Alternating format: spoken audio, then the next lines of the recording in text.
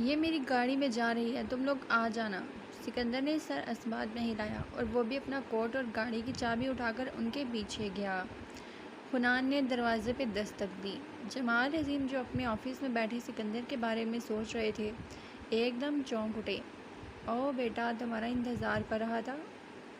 हैरियत uncle, सब ठीक तो है ना? शेरू की होटल्स और क्लब्स की क्या अपडेट है? होटल से जहां और RDX मिला था वो तो बंद करवा दिया, बाकी कुछ दिनों के लिए बंद करवा कर बाद में सेल में लगा देंगे। उसके सारे एम्प्लॉयर्स और लेबर परेशान कर रही हैं। अब उनकी नौकरी का बंदोबस्त मैंने तैमूर के हवाले किया है। किसी को इस RDX की भनक तो नहीं लगी ना? अंकल, अंदरूनी तौर पर सिर्फ वहाँ पुलिस वालों और उसके होटल के कुछ मेंबर्स को खबर है, बाकी सब तो ठीक है। मैं मेंबर्स का किसी तरह मुंह बंद करवा दूंगा, कुछ तैमूर हैंडल कर लेगा। ज़्यादा जिन्होंने तंग किया तो हदात भाई हैंडल कर देंगे उन्हें, क्योंकि उनकी शक्ल को देखकर 4 बंदे डर जाती हैं। उस पुलिस वाले का क्या करें, वो तो शेरू के हाथ धोकर पीछे पड़ा है। मैंने एक दफ़ा बात की तो कहने लगा हम सब मिले हुए हैं। अब मुझे समझ नहीं आ रहा कि क्या करूं। अजीब लग रहा है, जैसे कुछ गलत कर रहा हूं। और ये जो आधे काम तुमने तैमूर को दिए हैं वो क्या ठीक से कर पाएगा? अंकल, तैमूर हमारा हाथ बंदा है। सिकंदर ने बहुत कुछ किया है उसके लिए, और जावेद की तरह हर मोड़ पर तैमूर ने भी सिकंदर की मदद की है। काबिल भरोसा आदमी है वो। सिकंदर का पुराना फाइटर है। सूफी फाउंडेशन के अंदरूनी मसले वही हैंडल करता है। रही बात उस पुलिस ऑफिसर की, मैं चीफ मिनिस्टर से खुफिया मीटिंग रखता हूँ और उसका मुंह बंद करवा कर उसका ट्रांसफ़र करवाता हूँ। तुम लोग काम को सीधा करने के लिए बेईमानी का रास्ता क्यों अपना रहे हो? इसी बात पे तो मुझे सिकंदर से इख्तलाफ था। किसी तरह और अकेले में बुलाओ और उसे हकीकत बताओ। कभी कभार तो मुझे सिकंदर का सबके सामने बुरा बनकर अच्छे काम करना नहीं पसंद। हुनान के हाथ उनकी बात पे थम गए। फिर उसने जबड़े को हल्के से गुजारते हुए कहा, ये दुनिया ही टेढ़ी है अंकल, यहाँ उल्टे काम किए बगैर आपका गुजारा नहीं होता। आपको पता है अंकल, शेरू कमीना ज़रूर है, मगर इतना बेरहम नहीं है कि मासूम लोगों की जान ले। अब उसका रिकॉर्ड अच्छा नहीं है तो कोई उसकी बात पे यकीन नहीं करेगा। तो इस ज़िद्दी पुलिस वाले को आराम से समझाने वाला सीन नहीं है। रही बात शेरू की बुरा मानना, उसे अच्छा लगता है अंकल। उसे अपने ऊपर अच्छाई के लेबल पसंद नहीं है। देखिए, अगर वो बाहर से मुकम्मल तौर पर एक शरीफ आदमी बनकर ज़िंदगी गुजारेगा तो लोगों के अंदर ना सिर्फ उसके लिए डर और इज़्ज़त ख़त्म हो जाएगी, बल्कि वो बार बार उसका माजी उसके मुंह पे मारेंगे। बाघ का रूप उसके ढाल है, ये गुंडे का रूप उसको हर कदम पे मजबूत बनाता है। और अंकल, आपने उसकी हकीकत को सुनकर उसे फ़ौरन कबूल नहीं किया। एक बार इंशा का शोहर था, दूसरा वो मेरा जिगरी दोस्त था, तीसरा वो हदात को ज़िंदगी की तरफ वापस लेकर आया, और आखिरी के आपके छोटे भाई को मोहब्बत उसकी भांजी से हुई। अंकल, हकीकत सब सुन लेते हैं, मगर उसे समझने और कबूल करने के लिए बहुत सारी हिम्मत और बड़ा दिल चाहिए होता है, या फिर बहुत सारी वजूहात। वो 100% दुरुस्त था। 1 मिनट के लिए तो जमाल अज़ीम चुप हो गए। सारी ज़िंदगी लोगों के मुंह से अपने लिए बुरे अल्फाज और लक़ब सुनकर वो इतना आदी हो गया कि अब उसे अच्छाई के लफ्ज़ से उलझन होती है। सिकंदर, बहुत खुशकिस्मत है कि उसे तुम्हारे जैसा दोस्त मिला। तुम्हारी बात हुई? हाँ, कुछ घंटे पहले हुई थी, पर बहुत पुरसुकून लग रहा था। अरहा को शॉपिंग के लिए लेकर गया था। अब जमाल अज़ीम चौंक उठे। शेरू तो आज अपसेट था, पुरसुकून कहाँ से था? क्या उसने हनान से बात नहीं की? तो तुम्हारी उसके अब्बू के हवाले से बात नहीं हुई? उसके अब्बू के हवाले से क्यों बात होगी अंकल, कोई बात है? जमाल अज़ीम ने गहरा सांस लिया। तो तुम्हें नहीं पता? इसको कॉल करो, मुझे इसकी समझ नहीं आती कि तुम्हारी बजाय उसने मुझे क्यों कॉल की। अंकल, क्या कह रहे हैं? शेरू ठीक तो है ना? हदीद आलम का इंतकाल हो गया है और इस बात को गुजरे पूरे 10 महीने हो गए हैं। खुनान ने 1 मिनट के लिए उन्हें ना समझे से देखता रहा, फिर उसका चेहरा सफ़ेद हो गया। जब उसे यह खबर पता लग ना सकी तो उसका मतलब है शेरू को भी नहीं बताया गया था। मुंह पे हाथ रखकर उसने अपने दोस्त का खामोश दर्द अपने अंदर महसूस किया। उफ, कितना अकेला था, कितनी ज़रूरत थी उसके शेरू को। इससे पहले हदीद आलम कुछ कहते खुनान तेज़ी से उठा। मैं अभी आया अंकल, वो आहिस्तगी से कहता ऑफिस से बाहर निकला और बाहर लॉन के बजाय अनिया के कमरे में गया। दरवाज़ा बंद करके उसने फ़ोन निकाला तो उसने महसूस किया उसके हाथ कांप रहे थे। उसका दोस्त तकलीफ़ में था। उसने सिकंदर को कॉल मिलाई और सीधा जाकर सोफे पर बैठा। बैल बजते साथ उसका दिल भी तेज़ी से धड़का। शेरू पिकअप द फ़ोन, वो उठा ही नहीं रहा था। उसने दूसरी दफ़ा कॉल मिलाई। अब 2 बैल के बाद सिकंदर ने उठाया। हाँ भाई, ड्राइविंग कर रहा हूँ। कमीने, जलील, उल्लू के पट्टे। जैसे खुनान के सिकंदर की आवाज़ सुनी वो फट पड़ा हो। ये तो कुछ भी नहीं था। वो मज़ीद गुस्से से सिकंदर को छेड़ने लगा। अंग्रेज़ी, रूसी, उर्दू, पंजाबी, जितनी ज़बान उसको आती थी वो शुरू हो गया। क्या हुआ? ये बेवों की तरह बहन क्यों डाल रहे हो? किसी खुशी में मुझे जाहलों की तरह कोसा जा रहा है?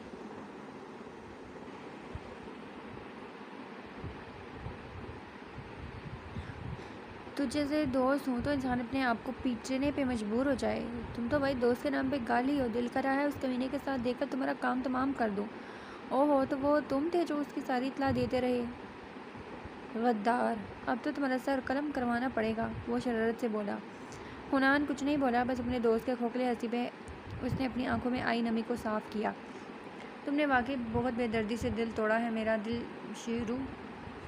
What can I say, I am a heartbreaker. हुनान उसके बाद कुछ नहीं बोला। आराम से राज़ी हो जाओ वरना मेरे मनाने के तरीके को सह नहीं पाओगे। बड़ी सिकंदर ने हुनान को बुलाते हुए अंगूठे से रिमशा के अंगुष्ठ को सहलाया। मुझे नहीं बात करनी तुमसे। हुनान ने गुस्से से फ़ोन बंद कर दिया।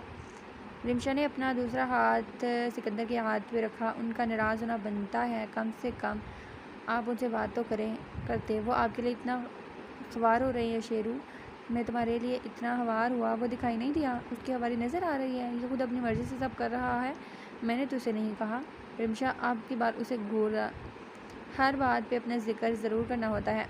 अपने से भी हटकर किसी को सोच लिया करें। अब आपने उन्हें नाराज़ कर दिया। नाराज़ होती है उसकी जूती। ड्रामा कर रहा है रे। अब देखना, खुद ही कॉल बंद किया, खुद ही कॉल करेगा 321। और ठीक उसी वक्त उसने दोबारा कॉल की। रिमशा ने हैरत से सिकंदर के मोबाइल को देखा जहाँ वाकई हुनान कॉल कर रहा था। हाँ भाई बोलो। तो जैसे आदमी से किसी इंसानियत की तवक्को लगाना बेकार है। कॉल काटी थी ना मैंने। हाँ तो तुमने कॉल काटी थी, मैंने तो नहीं काटी। तुम समझ रहे थे कि मैं कॉल करूँगा। किसी के पीछे नहीं लगता। तो बाढ़ में जाओ, तुम संभालो, फिर वापस आकर अपनी झमीले। सॉरी, मैं यहाँ छुट्टियाँ मनाने आया हूँ। रिमशा ने सिकंदर का फ़ोन लिया और उसका ब्लूटूथ बंद करके उसने फ़ोन कानों से लगाया। हुनान भाई, इन्हें नज़रअंदाज करें, उनका कुछ नहीं हो सकता। आप ठीक तो है ना? सिकंदर ने उसे घूरा। मुझसे तो कभी नहीं पूछा कि मैं ठीक हूँ। तौबा, ये सिकंदर का हसद। रूह आपको याद करती है। हाँ, बार बार नान नान लगी रहती है। सिकंदर ने रिमशा से फ़ोन लिया और कान से लगाया। मेरा लॉस हुआ है और तुम सब लोग गप्पे लगा रहे हो। उसे पता नहीं क्यों गुस्सा आ गया। अच्छा, मुझे तो नहीं पता कि आपका लॉस हुआ है। आपने बताने की तौफीक नहीं की। तुमसे 1000 गुना बेहतर तो तुम्हारी बीवी है। मेरी बीवी की बात करने की ज़रूरत नहीं है। वो जैसे भी अच्छी है या बुरी, उस पर राय का हक मैं रखता हूँ, तुम नहीं। वो तुम्हारी बीवी से पहले एक जीती जागती इंसान है, फिर किसी की बेटी, बहन, दोस्त है, इसके बाद तुम्हारी बीवी। वो किसी की नहीं है, सिर्फ मेरी है और इस दुनिया में मेरे बनने के लिए आई है। तौबा, यहाँ फ़ोन अफसोस करने के लिए किया था मगर बात रे सिकंदर पे आ गई। तुमसे बहस बेकार है। मरो मेरी बला से। भाड़ में गया अफसोस। ठीक किया तेरे बाप ने, तो इसी के काबिल था। फिर खटक से फ़ोन बंद। सिकंदर ने हंसकर सर खोले से हिलाते हुए कहा, ये कुछ जज्बाती नहीं है तुम्हारा बहनोई। रिमशा समझ गई वो हुनान को परेशान नहीं करना चाहता था। पहले ही वो उसके हवाले से टेंशन में था। सिकंदर को दुखी पाकर उसने मज़ीद टेंस हो जाना था। कितना सोचता था वो अपने हर अनमोल रिश्ते के लिए। मेरे बहनोई तो कुछ भी नहीं है, उनके दोस्त तो तौबा लावा हैं, हर चीज़ को तहस नहस करके रख देते हैं। अच्छा, तुम उसके दोस्त को देखती हो? सिकंदर कोशिश नहीं करता था। लहजे में खुद ब खुद पॉजिटिवनेस आ जाती थी। क्या करूँ, अजीब सी कशिश है उनमें, अपनी तरफ बुरी बुरी तरह खींचते हैं। सिकंदर ने उसके गर्दन के पिछले हिस्से को पकड़ा। अपने शोहर को जानती हो ना? नहीं, रिमशा ने शरारत से कहा। वो रे का दीवाना है। इतनी सी बात कहकर वो गाड़ी स्टार्ट कर चुका था। रिमशा ने अपने बालों को कानों के पीछे करते हुए इसे देखा। फिर दिल में आई उसकी सलामती की दुआ पढ़कर वो होले से उसकी तरफ फूंकने लगी। आप नहीं लेंगे डॉक्टर? फदाद ने अरहा को छोटी सी कॉटन कैंडी पकड़ाई। अरहा ने सिकंदर को कॉटन कैंडी लेते हुए इस पर ज़बान फेरी। फदाद ने नफ़ी में सर हिलाया। अरू से खाते हैं, चाटते नहीं। नाना आई नो आई सी। अरहा ने फिर कॉटन कैंडी भी ज़बान फेरते हुए फदाद से कहा, वो इसलिए जानम आप इसको खाते हो, चाटते नहीं। फदाद ने उसे कहते हुए खाकर बताया। अरहा उसको खाने लगी मगर उसे उलझन हुई। हदाद ने मुस्कुराते हुए इर्द गिर्द सिकंदर रिमशा को तलाश करना चाहा जो पता नहीं कहाँ रह गए थे। हदाद ठीक हैं, इतना चुप चुप से क्यों लग रहे हैं? हदाद एकदम चौंक कर वक्त को देखने लगा। फिर अपनी ग्लासेस को नाक से पीछे करते हुए बोला, नहीं, मैंने क्यों चुप होना है? तुम ठीक हो ना? काफ़ी अफसर लग रही हो। बहतावा ने मुस्कुराकर अरहा का हाथ पकड़ा और उसके साथ चलते हुए बोली, नहीं ठीक हूँ मैं। हालांकि वो ठीक नहीं थी। उसका दिल अजीब तरह से ख़राब हो रहा था। सर पे बुरी तरह से चकरा रहा था। खदार अपनी सोच में इतना उलझा हुआ था वो ना वो वक्त के थकी हुई आवाज़ पे गौर, वरना वो ज़रूर करता। उसने कोट से फ़ोन निकाला और किसी को मैसेज किया। एकदम किसी का रिप्लाई आने पर उसके माथे पर बल गए। वो दांत पीसते हुए कुछ लिखने लगा। जब किसी के हाथ अपने कंधे पर महसूस करके वो एकदम अलर्ट हो गया। देखा तो सिकंदर मुस्कुराकर बोला, क्या हुआ, मुँह क्यों उधर करके बैठे खड़े हो? खदार ने तेज़ी से फ़ोन बंद किया। नहीं, बस तुम लोगों का कॉल करने लगा था। कहाँ रह गए थे? बस ज़रूरी कॉल अटेंड करने के लिए रास्ते में रुक गया था। और उसने तंग तो नहीं किया? उसने राह की तरफ इशारा किया जिसे रिमशा उठाकर खड़ी थी। नहीं, तुम्हें पता है मानूस है, मुझसे परेशान क्यों होगी? जावेद साथ नहीं आया? मैं हूँ साथ, वैसे भी जावेद को छुट्टी दे दी, 24 घंटे बेचारा लगा रहता है। चलो अब आ गए हो तो यहीं खड़े रहना का इरादा क्या है? चलो। सिकंदर ने राह को रिमशा से लिया और उसकी थोड़ी से कॉटन कैंडी का टुकड़ा उठाया। पापा यू ईट? रिमशा ने बख्तावर का खोया अंदाज देखा तो उसका हाथ पकड़ लिया। बख्त ने उसे देखा तो बोली, तुम ठीक हो ना चंदा? उस वक्त मुझे सिकंदर ने बात करने नहीं दी। मगर क्या बात है, तुम्हारी तबीयत ठीक नहीं लग रही? ठीक हूँ आप ही, बस डरावना ख्वाब देख लिया था, वो भी इतने अरसे बाद। बस शायद उसी का असर है। मेरी बहादुर बख्ता, किसी चीज़ को अपने ऊपर हावी करने की ज़रूरत नहीं है। मैं भी डरती हूँ, कमज़ोर पड़ जाती हूँ, लेकिन मैं खुद को तसल्ली देती हूँ, खुद को मजबूत करती हूँ कि जो अभी है उसको खूब दिल लगा कर जियो। इसलिए आगे को सोचने की ज़रूरत नहीं है।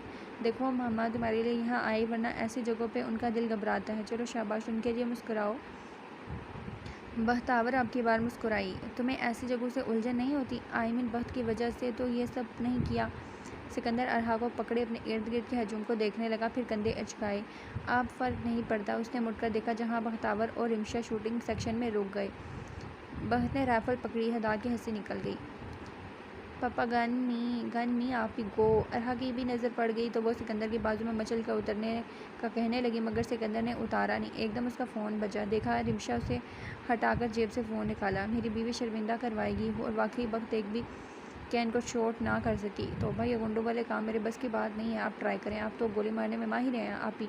बहतावर ने रिमशा को राइफल पकड़ाई तो एकदम एक लंबा चौड़ा सुनहरे बालू वाला 25-26 साल का स्विस बंदा जो कि देखने में हैंडसम था, उसने मुस्कुराकर रिमशा को देखकर अपने खूबसूरत लहजे में बोला, अगर आप माइंड ना करें तो मैं आपको गाइड कर सकता हूँ कि निशाना कैसे लगाया जाता है।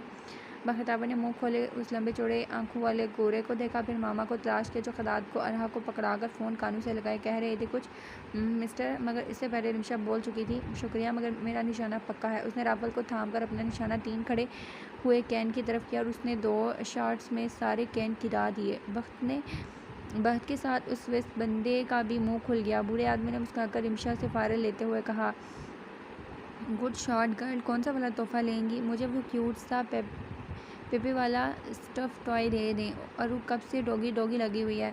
वाह, आपके शोर से अंदाज़ा होता है आप इस काम में काफ़ी माहिर हैं। I am Marco. उसने निमिषा की तारीफ़ करते हुए हाथ मिलाने के लिए आगे बढ़ाया कि किसी बड़े सख्त हाथ ने बड़े सख्ती से उसका हाथ थाम कर सामने आते हुए बड़ी कातिलाना मुस्कुराहट उसे पेश करते हुए कहा, मैंने सिखाया अपनी वाइफ को, मैं मदद करूं तुम्हारी? मार्को को लगा इस बंदे की गिरफ्त में उसका हाथ टूट जाएगा।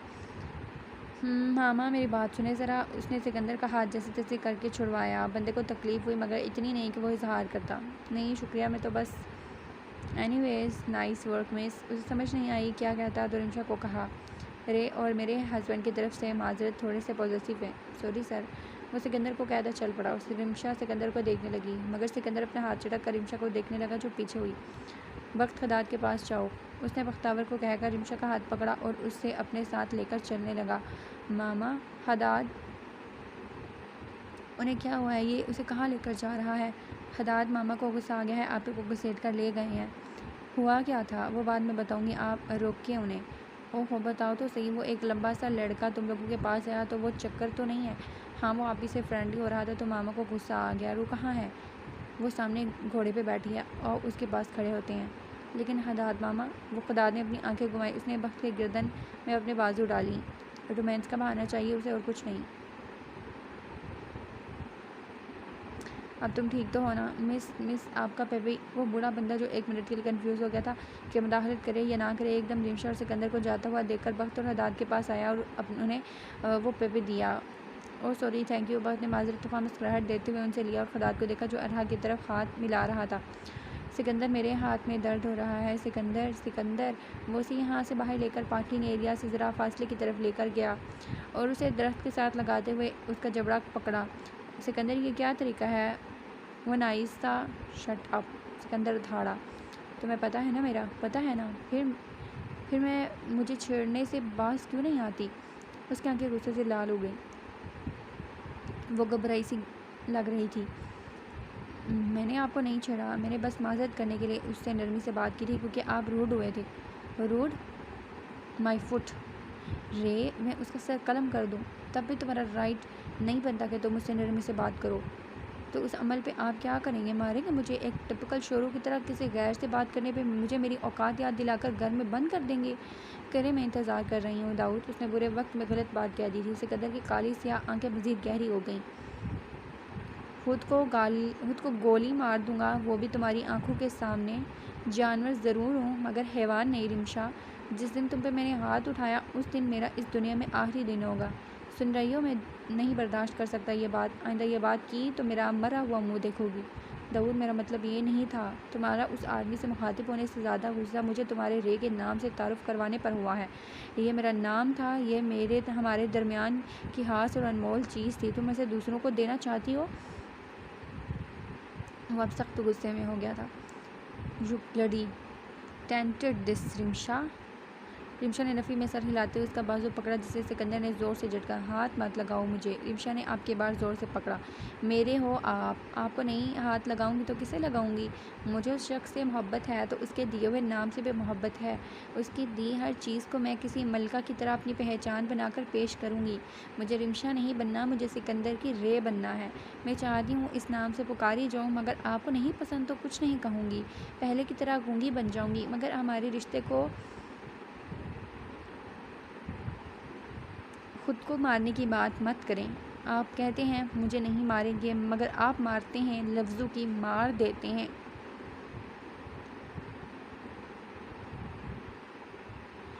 उससे अच्छा थप्पड़ मार दें, मगर मरने की बात मत करें। वो उसको झंझोड़ते हुए गुस्से से कह दिया। आखिरी में घुटने का बल गिर गई। रिमशा रो नहीं रही थी मगर सर झुकाए मुंह पे हाथ फेरकर खुद को काबू कर रही थी। सिकंदर ने घूमकर अपने हाथ ऊपर करके और गिराए और सामने दो दूर पहाड़ियों को देखा। गहरा सांस लेकर मुड़ा, उसके सामने बैठकर उसे देखा जो सर झुकाए उसे देख नहीं रही थी मगर उसकी नज़रें खुद पे महसूस कर रही थी। तकलीफ़ दी है तो मारो मुझे, डांटना है तुम्हें, गुस्से से घसीटा है, शट अप कहा है तो बदला लो। रिमशा ने कुछ नहीं कहा। रे, मेरी तरफ देखो। नहीं हूँ मैं रे, वो कहते हुए उठने लगी कि सिकंदर ने उसके हाथ पकड़कर उसको अपनी गोद में गिराया। तुम रे हो, तुम्हारा नाम रे है, सिकंदर की रे ऑफ सनशाइन। सिकंदर उसके बालों में मुंह दे बोला। रिमशा ने उसकी गिरफ्त से निकलना चाहा मगर सिकंदर ने अपनी गिरफ्त मजबूत कर दी। मैं तुम्हें किसी के साथ शेयर नहीं कर सकता तो तुम्हारा नाम कैसे शेयर कर सकता हूँ रे? रे, मर्द हो या औरत कोई भी तुम्हें बोले, हालांकि अरू भी तो मुझे अच्छा नहीं लगता। साइको, रिमशा बड़बड़ाई। सिकंदर हंसा। हाँ साइको हूँ, मगर सिर्फ तुम्हारे हवाले से। वो कहते हुए चुप हो गया। मैं जानता हूँ हर मर्द बुरा नहीं होता, हर मर्द तुम्हें नुकसान नहीं पहुँचा सकता, लेकिन ये कमबख्त कुछ सोचने नहीं देता। जैसे तुम्हें किसी के साथ देखता है एकदम आंखों के सामने अंधेरा आ जाता है। रिमशा एकदम गहरा सांस लेते हुए उसकी उंगली पे मौजूद उसकी दी हुई अंगूठी को छेड़ने लगी मगर बोली कुछ नहीं। जब सिकंदर को लगा रिमशा जाएगी नहीं तो अपनी गिरफ्त ढीली करके उसने जेब से गोली का छोटा डब्बा निकाला और एक के बजाय दो मुंह में डाली। रिमशा अब ज़रा सा साइड पे होकर ज़मीन पे बैठी। आई एम सॉरी, वो आहिस्ते से कहती हुई सामने रोशनी से दमकते फेरस सोहेल को देखने लगी। मैं तुम पे शक नहीं करता रे। उसकी बात उस अजीब बात पर रिमशा उसे देखने लगी। वो भी सामने फेरस सोहेल को देख रहा था। मैं जानती हूँ, वह नरमी से मगर कांप थोड़ी से बोली। मैं वापस आकर साइकोथेरेपिस्ट से अपॉइंटमेंट लूँगा। तुम ठीक कह रही हो, मैं तुम्हें तकलीफ़ दे रहा हूँ और मैं ये कभी नहीं चाहता। आप पागल नहीं हैं दाऊद, बस आप बहुत बुरी तरह ज़ख्मी हैं। वक्त के साथ मंजिल होने के बजाय उसे दोबारा वही चोट लगती है जहाँ से आप ज़ख्मी हुए। मंजिल हुए ज़ख्म को बार बार छेला जाता है और इस सब के बावजूद आप बहुत मजबूत हैं। सही और गलत में फ़र्क जानते हैं। किसी मासूम के साथ कभी ज़्यादती नहीं की आपने। वे आवाज़ लोगों को उनका हक दिलाया, ज़रूरतमंदों यतीमों की दिल खोल के मदद की। बाप बने तो बेहतरीन शोहर बने तो लफ्ज़ों में ना बयान किए जाने वाले भाई, मामा, दोस्त, हर एक रिश्तों में आप बेमिसाल। सिकंदर, मुझे आगे इसी जुनून इसी अंदाज से मोहब्बत हुई। आपका मेरे लिए बेइंतहा पॉजिटिव होना, मेरे मुहाफ़िज़ बनकर किसी की दीवार की तरह तन जाना मेरी रूह को किस तरह शांत करता है मैं आपको लफ्ज़ों में बयान नहीं कर सकती। आपने इस बंदे को मारा भी नहीं, बस उसको धमकी दी क्योंकि वो आपकी ज़िंदगी के साथ फ्रैंक हो रहा था। क्यों हो रहा था? बनता भी नहीं था। आपने तो उन्हें नुकसान पहुंचाया जिन्होंने मुझ पर हमला करने की कोशिश की। हाजिक का वाक़या याद है, कैसे उसने मेरी गर्दन पकड़कर मुझे धमकी दी और आपसे रहा नहीं गया और आपने चाकू उसके हाथों में घुसा दिया। इसके बाद आपको खुद से घिन महसूस हुई कि आप बुरे हैं, आप लोगों को तकलीफ़ पहुंचाते हैं। नहीं, ये सोच बदलनी है। खुद के लिए बुरा सोचना छोड़ दें, खुद को ब्लेम करना छोड़ दें। आप बुरे नहीं, आप अलग हैं, सबसे मुख्तलिफ, बेहद। और हर किसी को ऐसी पर्सनैलिटी हज़म नहीं होती, और बदकिस्मती से इसमें आपके अब्बू शामिल थे। सिकंदर ने अपनी सुर्ख आंखें उसकी तरफ की, जो ये सारी बात कहते हुए इसकी गर्दन पे बाजू हमाइल करते हुए कभी उसके बाल ठीक करती तो कभी उसके गाल पे हाथ फेरते हुए उसे छोटे बच्चे की तरह ट्रीट करती। मैं जानती हूँ उन्होंने अच्छा नहीं किया, और आप ये कैफियत अपने दिल के अंदर रखेंगे, मुझे बताएंगे नहीं, मैं समझ सकती हूँ। लेकिन सिकंदर, उनके नज़रिए से आप अपने आप को देखना छोड़ दें। आप मेरी नज़र से देखें, अपनी रे की नज़र से देखें। मैं अहम हूँ तो मेरा नज़रिया क्यों नहीं अहम? मैं तुमसे बहुत प्यार करता हूँ रे। तुम ठीक कहती हो, मैं इस मामले में बिल्कुल लाइलाज हूँ। हर जगह भी चला जाऊँ, मेरा कुछ नहीं हो सकता। वैसे अगर मैं ये हरकत फिर से करूँ, मेरा मतलब यानी एक लड़के को अपना तारुफ रे से करवाऊँ, तो फजूल बज़दल आदमी की तरह अपने आप को मारने के बजाय क्या करेंगे? तो तुम सोच नहीं सकती कि तुम्हारे साथ मैं क्या करूँगा? You my husband get on my nervous। Sikandar ने उसकी ठोड़ी चूमी और शरारत से कहा, हाँ, मुझे होना भी चाहिए। अब हमें उठना चाहिए। मामू को बेबी सिटर ही समझा हुआ है आपने। उसकी बीवी की पूरे 19 साल से बेबी सेंडिंग करता रहा हूँ, वो और कुछ घंटे के लिए हमारी बेटी को नहीं संभाल सकता। हदाद मामा का पहले से पारा आउट हुआ है। ऊपर से आपको अरू को फेरसो हिल में ले आएगी। ऊंचाई से डर कर रोना शुरू हो गई तो बख्त को लगा उसे दोबारा से अबकाई आ रही है। ऊपर से हदाद की हरकतें। आप ही नो टॉक मी टॉक, अरू टॉक ही नो टॉक मी। अरहा कब से उसके साथ लगी थी, मगर ना तो वो कोई आवाज़ें निकाल रहा था, ना हिल रहा था। कहीं मरा हुआ डॉगी तो नहीं दे दिया? आप ही डाई नहीं अरू, ये असली डॉगी नहीं है, ये खिलौना है। ही नो डॉगी, ही ट्राई नाना, ही डॉगी, ही लुक डॉगी। आज बख्त मैडम चुप हैं और हाँ मैडम बोल रही हैं। बख्ता कुछ बोलो ना। क्या हुआ बेबी, इतना डाउन क्यों लग रही हो? खदार ने उसको होले से टांग मारी। ये कब रुकेगा खदार, मेरा दिल ख़राब हो रहा है। बख्तावर ने मुँह पे हाथ रखा। कमाल है, इतनी अच्छी हवा आ रही है और तुम्हारा दिल ख़राब हो रहा है। देख रही हो अरू, मुझे बोरिंग कहने वाले इस हसीन रात में कह रही है मेरा दिल ख़राब है। इनको नीचे ज़मीन पे, इनका कंडूला नीचे ज़मीन पे आया तो बख्तावर तेज़ से लॉक खोलकर बाहर निकली। बख्तावर, क्या हुआ है? इसने पहले हदाद बख्त को पकड़ता। बख्तावर अपना तवाज़ुन खो बैठी हुई ज़ोर से बेहोश होकर गिर गई। हदाद चीख पड़ा, बख्तावर आंखें खोलो बख्तावर। सिकंदर, गाड़ी तेज़ चलाओ। हदाद, उसके मुंह में पानी फेंको, मेरा दिल बहुत घबरा रहा है। बख्त की नब्ज़ बहुत आहिस्ता चल रही है। सिकंदर, मेरा दिल बहुत घबरा रहा है। चुड़ैल, आंखें खोलो। हदाद के हाथ कांप रहे थे। बख्तावर के चेहरे को बार बार थपक रहा था, मगर बख्त उठने का नाम नहीं ले रही थी। वो हॉस्पिटल सिकंदर की रेस्ट ड्राइविंग से पहुँचे पीछे एक गाड़ी चलाते हुए आ रही थी। सिकंदर गाड़ी सामने रोककर तेज़ से निकला। हदाद बख्त को उठाकर बाहर आया और तेज़ी से वो लोग अंदर बढ़े। बख्त को स्ट्रेचर पे लटाकर भागती हुई नर्स उसने हदाद से पूछा कि उन्हें क्या हुआ है। बख्ता, आंखें खोलो। वो एक बार फिर उस मंजर पर चला गया जहाँ सूफी के ज़ख्मी वजूद को स्ट्रेचर पर लेकर जा रही थी। वो अपने खून से भरे हाथों को देख रहा था। नहीं, उसे कुछ नहीं होना चाहिए। मेरी बेटी को कुछ नहीं होना चाहिए। सुना तुम लोगों ने? मेरी बेटी है वो दौड़ते हुए बोला, जो उस ऑब्जर्वेशन रूम में ले गए। सिकंदर वहाँ दोनों अंदर घुसने लगा, मगर दोनों को रोक दिया। मैं शोहर हूँ उसका और डॉक्टर भी, मुझे जाने दो प्लीज़ सर, हम अभी उन्हें चेक करके खबर देते हैं। सिकंदर रिक्शा अरहा को पकड़े देश से उस तरफ आई। सिकंदर ने दीवार पे हाथ रखकर खुद को गिरने से रोका। हदाद ने देखा तो अजीब सा लावा उसके अंदर फटा। ऐसी शक्ल मत बनाओ, मेरी बख्ता को कुछ नहीं होगा। सिकंदर, ऐसी शक्ल मत बनाओ मामू। रिक्शा ने रोका तो अरहा, जो पहले घबराई हुई थी, एकदम हदाद के धारने पर रो पड़ी। अरू, नहीं मेरी जान, बस मामू और सिकंदर प्लीज़ रिलैक्स रहें, हमारी बख्ता को कुछ नहीं होगा। सिकंदर मज़ीद कमज़ोर नहीं पड़ सकता, या फिर वो डर गया था कि डॉक्टर बाहर आएगा तो अच्छी खबर नहीं देगा, इसलिए तेज़ी से रोते हुए अरहा को लिए वहाँ से चल पड़ा। मामू, बख्ता को कुछ नहीं होगा मामू, ठंडे हो जाएं प्लीज़। मैं ज़िद कर रहा था रिमशा कि वो उस हिल में बैठे,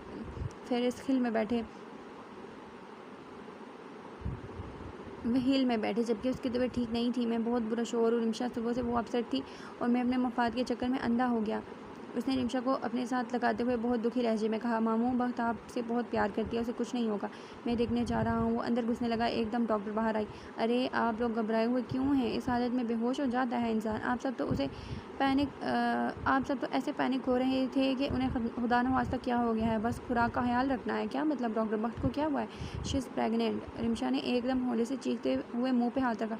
मामू मैं सिकंदर को बताकर आई। हदात को समझ नहीं आई कि अभी उन्होंने क्या कहा। डॉक्टर ये जो आपने अभी कहा वो दरअसल क्या था? डॉक्टर भी हदात के तसरात को देखकर मुस्कुरा पड़ी। आप बाप बनने वाले हैं डॉक्टर। पापा डॉगी नो टॉक।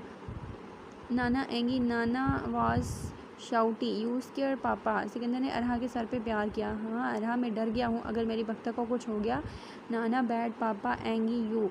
वो बेंच पे बैठे हुए एक दूसरे के साथ लगे हुए थे। रिमशा बाहर आकर उन्हें देखकर उस तरफ आई। सिकंदर बल्कि नाना अब ये लक़ब किसी और को जाने लगा।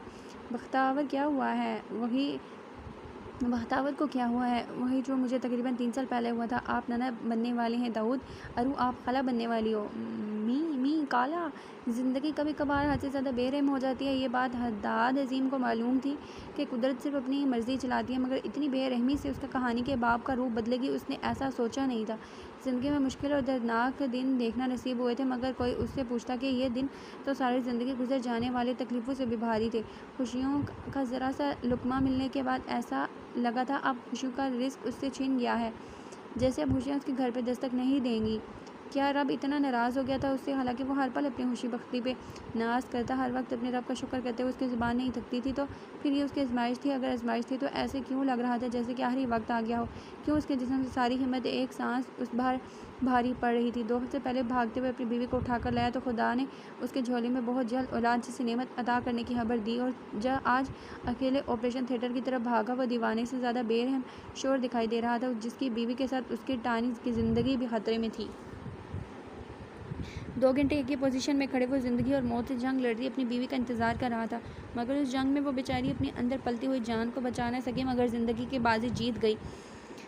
डॉक्टर बाहर निकली तो हदाद उस तरफ आया। मेरी वाइफ और बेबी। डॉक्टर मार था, हदाद को जानती थी, और वो हदाद की डैन की बीवी भी थी, इसलिए उन्हें हदाद से अलग ही हमदर्दी थी। उसके कंधे पे हाथ रखा। वही तुम्हें हिम्मत करनी होगी, बात को तुम्हारी इस वक्त अशद ज़रूरत है, प्लीज़ कमज़ोर नहीं करना। डॉक्टर बख्त ठीक है ना? बेहोश है मगर कुछ घंटे में उठ जाएगी। काफ़ी चोटें आई हैं उसके सर पे, उसका स्कैन करवाना है। बसा है तो ठीक है, मगर मुझे डर है कि सर की चोटें उसके दिमाग पे असर ना कर दे। और बेबी? वो तो खदात समझ गया तो सामने दीवार को थामते हुए अपनी आंखों के रंग को खो जाने से नहीं रोका। हदात बच्चे हम ज़रूर कोशिश करते, मगर हमारे ऑपरेट करने से पहले ही फेट्स की डेथ हो गई। हदात को लगा किसी ने उसका दिल चीर कर निकाल दिया। उसकी टाइनी बनकर उस दुनिया से चली गई। अपनी दर्द भरी आवाज़ निकलने से रोका। अभी किस्मत उसको देखकर मज़ीद कह के लगा रही थी, क्योंकि दूसरा सरप्राइज़ जो मुंतज़िर था। सरप्राइज़ को देखकर हदात को लगा अब तो वो मर चुका है। हदात ने जावेद को इत्तला दे दी, मगर उसने सिकंदर और रिमशा को खबर करने से सख्ती से मना किया था। जब तक कोई खबर ना आ जाए कुर्सी पर बैठा वो अपनी ज़िंदगी के इस मजाक पर अंदर ही अंदर बच्चों की तरह रो रहा था। कोल और शॉन पहुंच गए थे और ख़बर मिलने के बाद उसे दिलासा देने की कोशिश कर रहे थे, मगर वहाँ दिलासा किसे चाहिए था?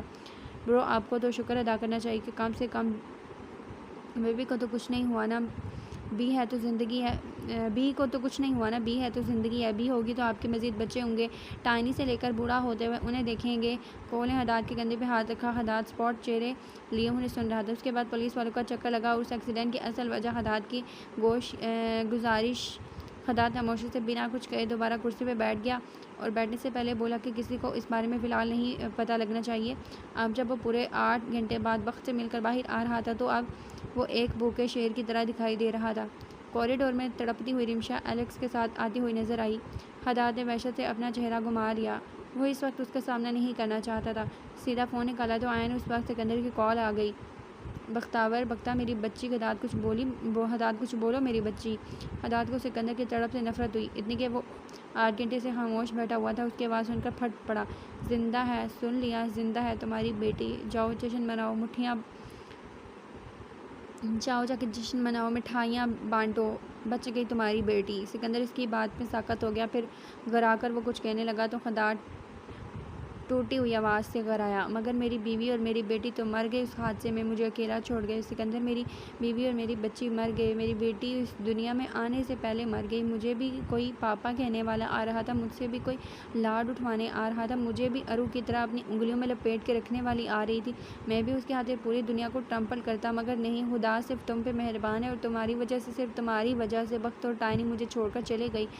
तुम्हारी वक्ता ज़िंदा है, मगर मेरी चुड़ैल मर गई, वो भी तुम्हारी इस बाको और कापू की वजह से। तुम अगर गैंगस्टर ना होते तो ये सब ना होता, अगर तुम इतनी दुश्मनियाँ ना पालते तो ये सब ना होता। तुम हो इस सब की वजह। ले जाओ अपनी बख्ता को। मामू, मामू चुप हो जाए। मामू, सिकंदर का क्या कसूर? मामू, मुँह से कुछ भी मत बोलें। रिमशा ने आखिरी बात सुनी तो उसकी तरफ तड़प कर आई और उसे फ़ोन छीना। सिकंदर फ़ोन बंद कर चुका था। हेलो सिकंदर। सिकंदर बख्तावर ठीक। हेलो मामा, आप होश में हैं? अगर इतनी नफ़रत है सिकंदर से तो अपना गुस्सा मुझ पे उतारे, अपनी नफ़रत का इज़हार मुझसे करें, मुझे बेशक मार डालें, मगर मेरे दाऊद को कुछ ना कहें। मामू, वो भी तकलीफ़ में है। मामू, हम सबको एक दूसरे की ज़रूरत है, मगर आप हैं